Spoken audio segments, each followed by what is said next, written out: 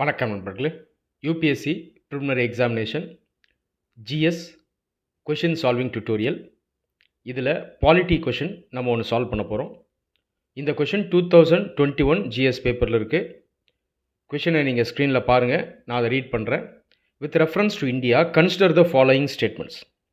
When a prisoner makes a sufficient case, parole cannot be denied to such prisoner because it becomes a matter of his right.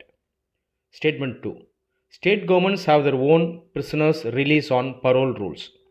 Which of the statements given above are correct?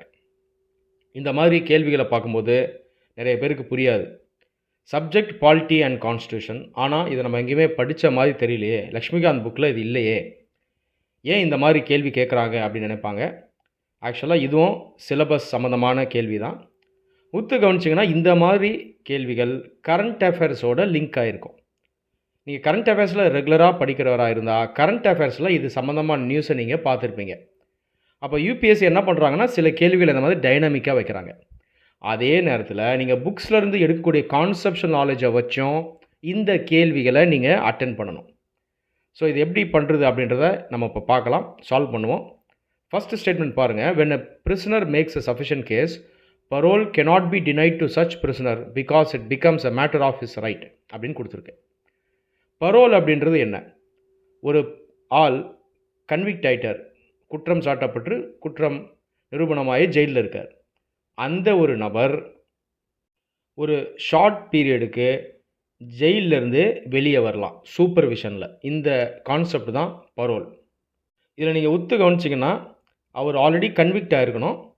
அது இல்லாமல் அவருடைய நன்னடத்தை காரணமாக ஒரு particular period already ப்ரிசனில் அவர் serve பண்ணியிருக்கணும். அப்போ தான் அவரால் பரோல் வாங்க முடியும். இந்த ஸ்டேட்மெண்ட்டில் பரோல் வாங்கிறது மேட்டர் ஆஃப் இஸ் ரைட்னு சொல்லியிருக்காங்க. பரோல் வாங்கிறது அவருடைய உரிமைன்னு சொல்லியிருக்காங்க. இது தவறானது, அது உரிமை கிடையாது. ஆனால் இன்னொரு கான்செப்ட் இருக்குது, பெயில். பெயில் பற்றி உங்கள் எல்லாருக்கும் நல்ல ஐடியா இருக்கும். பெயில் வந்து மேட்டர் ஆஃப் ரைட். பெயிலை கிளைம் பண்ணுறது மேட்டர் ஆஃப் ரைட். பெயிலுங்கிறது என்ன?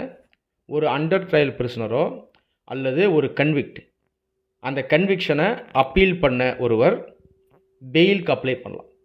நம்ம கான்ஸ்டியூஷன் ஃபண்டமெண்டல் ரைட்ஸ் படி ஒரு மனிதர் பெயில் அப்ளை பண்ணலாம், அது அவருடைய உரிமை. ஆனால் பெயில் கொடுக்கறது ஜுடிஷியரினுடைய முடிவு. ஸோ பெயிலுக்கும் பரோலுக்கும் இருக்க வித்தியாசத்தை முதல்ல நம்ம அண்டர்ஸ்டாண்ட் பண்ணோம்.